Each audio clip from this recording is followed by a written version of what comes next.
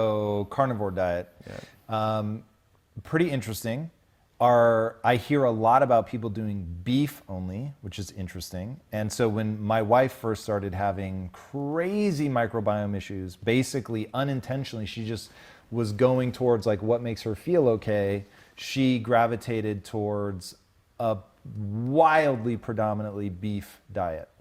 Are there people that have tried it that are saying, I can't do it with beef, but I can do it with chicken or organ meat, or like, is there a sort of variety in that, or is beef the one that people consider the safest of the carnivore diets? I think that's where people are leaning, at least the conversations that I had. And I'm not an expert in this space. I thought it was the dumbest thing people could do ever, because I had my head so wrapped around this whole microbiome story, and I thought, how are you going to get the fiber? How are you going to get the short chain fatty acids? All of this.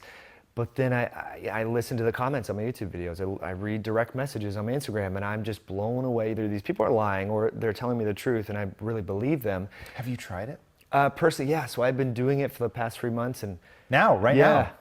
Not super beef only?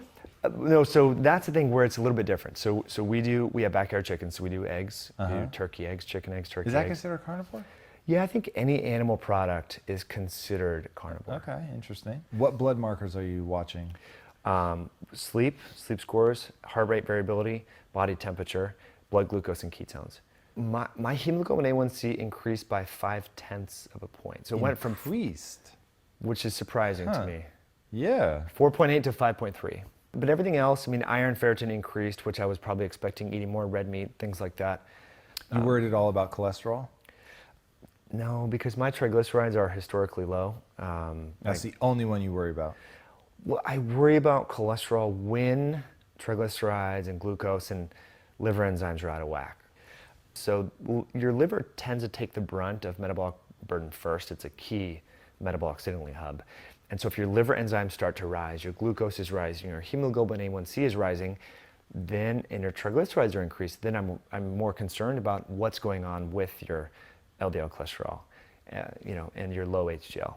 But without that context, I'm not totally worried about it. And the thing that people don't really realize is like your body can convert protein via gluconeogenesis to glucose.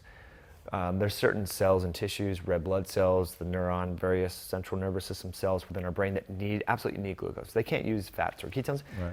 Protein can be back converted, as can liberating stored body fat. The body fat is, you have your triglycerides and your triglyceride. On top of that is glycerol. And when you liberate that for free fatty acids to make ketones, that glycerol gets converted to make glucose. So a lot of people think you need to have carbs to raise glucose for obligate glucose utilizing cells, but that glycerol backbone gets shunted right into that cycle. So yeah, it's interesting, Tom. I don't know what the solution is for people. Should they go carnivore? Should they not? I think if you have digestive issues, it's worth a shot. And it sounds so polarizing, controversial, but in functional medicine, we've been talking about this for a while. People like Jeff Bland and Sid Baker, Mark Hyman, an elimination diet, which was essentially just basically plain old white rice and lamb. That was it. Like, that's almost carnivore in the sense, obviously, if you overdo the white rice, you're going to negate some of that, but it was really eliminating all the variables that could affect the immune system. Man, I'm really interested in this. One, that's the kind of thing I like to eat.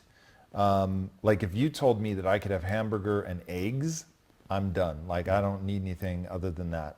And because I don't struggle, like I could eat a very, what most people call boring diet just because it's the same thing over and over and over. I'd be very fine with that. Like you said 5 years ago, you'd give a very different answer. 5 years ago, I would have said yes. In fact, for an accidental period probably of about 6 months, I was like, vegetables are unimportant, you don't need them. And I felt like money. I was absolutely fine.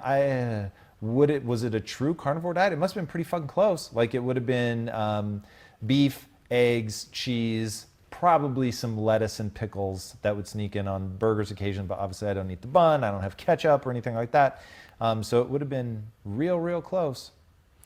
Yeah, I mean, so the question is, are you gonna make your microbiome more resilient or not? People should try various diets and see what works for them. And I think a lot of people get stuck in this regimented thing where, and it can backfire on them too. They're carnivore, so then when berries come in season, when people might watch this towards the end of summer, blueberries are gonna be in full swing. Does that mean you totally avoid blueberries? Because there's I believe, I'm not one of these people that think plants are bad. I think blueberries, the anthocyanidins and the various antioxidants have a lot of benefit to your microbiome and to your body in general. But then when you start to identify that you're a carnivore, or you're a keto, or you're vegan, then you close yourself down a little bit. So I think in your case, you don't have any major health issues that I'm aware of, that you've talked about. So I would just continue what you're doing, but maybe in the winter, probably the best time to go carnivore. I'm gonna say fuck you. And I have one health issue, and that is I'm dying. So the only real question I care about in every Health Theory episode I do is, how do I live forever? Like, if you're steering by how you feel, which is essentially what I do, I just don't know what its impact is on longevity. If a carnivore diet, like if somebody could tell me, no, 1,000%, if you do a carnivore diet, you're gonna live to 150. I'd be all over the carnivore diet all day, every day. I wouldn't even think about it. I'd never touch another fucking blueberry in my life. Like, I would just eat it. But it's that big fucking question mark about longevity that winds me up. Well, let me pose this question to you. How could a diet be negatively affecting your longevity if it makes you feel better, if it makes your sleep better, if it improves your heart rate variability, if it makes you stronger, if it makes you recover better? How could it slow down your longevity? Or affect longevity in a negative way? I don't know. Maybe I'm not thinking about this through properly, but it doesn't make sense to me.